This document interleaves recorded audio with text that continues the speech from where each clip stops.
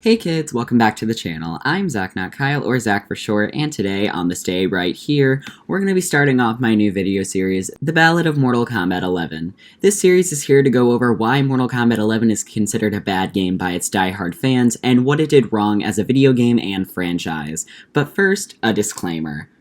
This is not a video intended to shift your opinion on Mortal Kombat 11. This is a presentation of events that have shown Mortal Kombat 11 in a negative light. Don't send hate to anybody mentioned in this video. Everything in this video has a source listed below when cited. Now sit back, drink some tea, eat a snack, and enjoy the ride.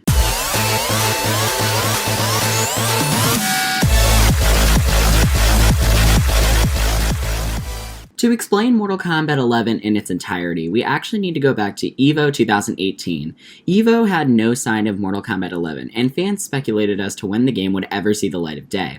The Game Awards 2018 was the first look into it, however, it was not the reveal anyone expected. It was announced as a cover-up as the best racing game.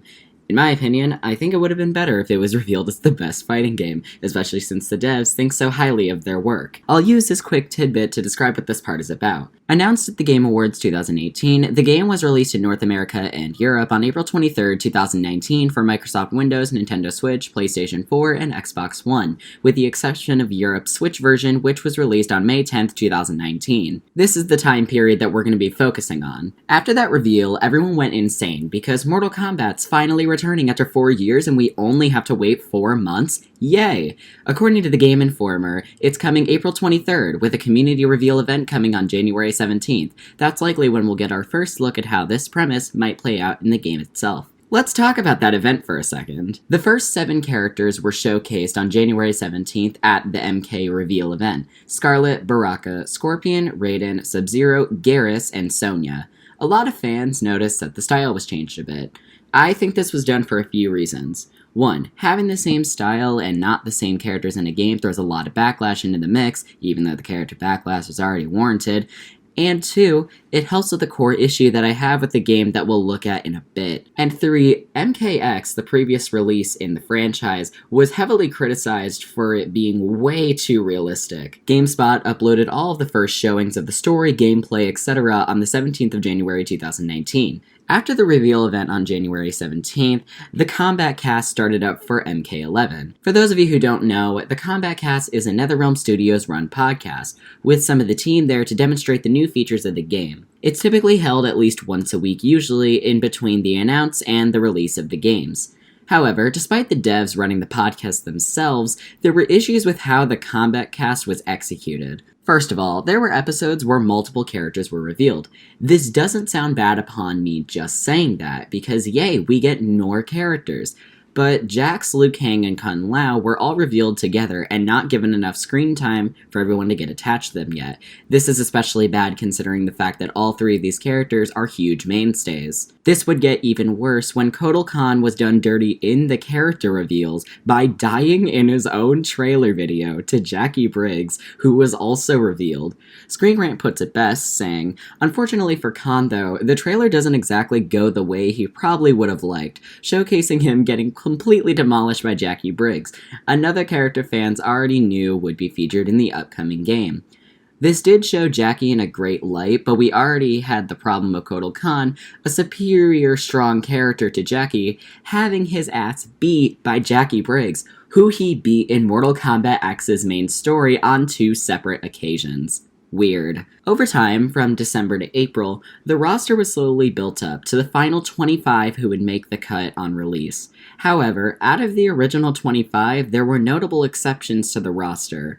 Ermac, Reptile, and Melina were some of the notable exceptions from the roster itself. Kronika, the big bad of the series, who we'll talk about eventually, was not a playable character as well. The roster also had Frost, which normally wouldn't be a problem because people like Frost, if it weren't for the fact that she was the only unlockable character for the entirety of the roster.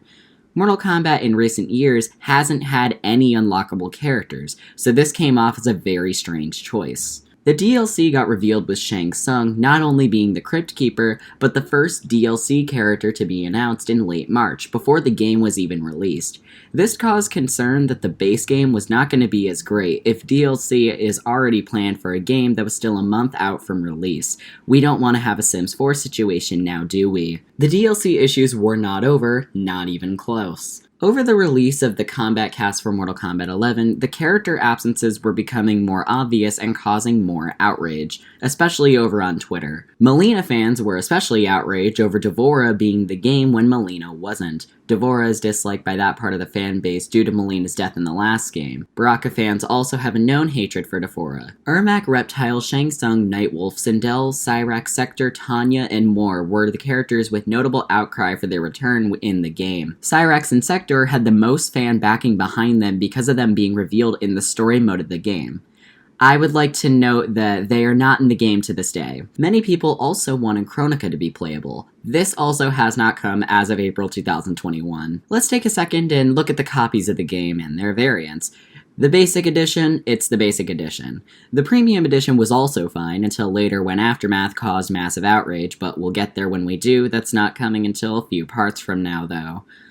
The collector's edition was heavily scrutinized for only having a scorpion mask that wasn't even wearable and a magnet for $300. According to Game Revolution, the package includes a premium copy of the game, a scorpion mask bust, the exclusive steel case, a commemorative magnet coin, and a special collector box.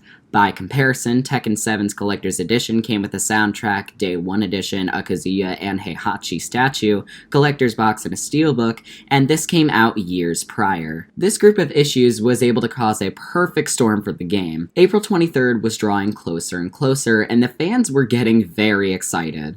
The game was about to be massacred by the online gaming world, which NetherRealm probably could have anticipated based off of how broken the game was. However, I don't think NetherRealm Studios was ready for the investigation done on them that would harm their game catastrophically. But those last few points are going to be saved for the next part coming out next week. And with that, that's going to end this part of the Ballad of Mortal Kombat 11. Don't worry, there's many more parts to come, so you'll always have some new content, at least for a little while.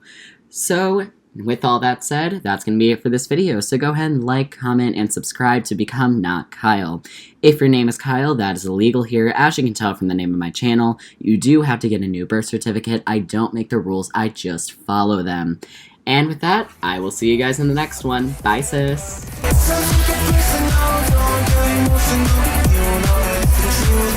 Cool for you. You think you're hot, but I'm sorry, you're not exactly who you think you are. Just tell you what you haven't got when we walk into the room. I'm too cool for you.